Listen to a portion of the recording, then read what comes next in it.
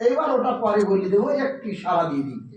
দাঁড় নবী সাল্লাল্লাহু তাআলা আলাইহি ওয়াসাল্লাম বলেন, মান রানি ফাকাদ রাআল হক। যে নবীকে দেখলো সে আল্লাহকে দেখলো। বলুন সুবহানাল্লাহ। যে নবীকে দেখলো সে আল্লাহকে দেখলো, বলেছে তো।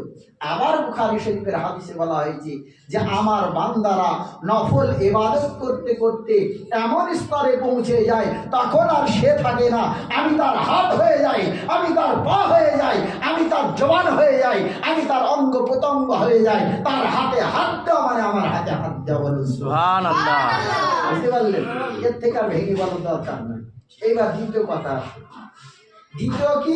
সালাত, নাকি? সালাত, সালাতটা কি?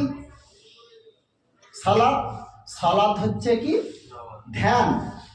আর সালাতু যিকরি, সালাত হলো সংযোগ বা যোগাযোগ প্রচেষ্টা। কার সঙ্গে? আল্লাহর সঙ্গে। সালাতটা কি অন্যত্র বলা হচ্ছে আর সালাতু যিকরি। আমার সালাত মানে হলো জিকির বা ধ্যান। আচ্ছা বলেন তো, আমরা কি সালাত সবাই বুঝেছি? সত্যি কথাই বলবেন। আল্লাহর ধ্যান, মনে করেন অচেনা অজানা বস্তু ধ্যান কি কখনো আসে? কি হয়? যেমন একটা উদাহরণ দিয়ে হয়তো খারাপ লাগবে, ঘোড়ার ডিম। মনে করেন ঘোড়ার ডিম তো শব্দ শুনেছি নাকি? কেউ দেখিছি? আমরা দেখিনি।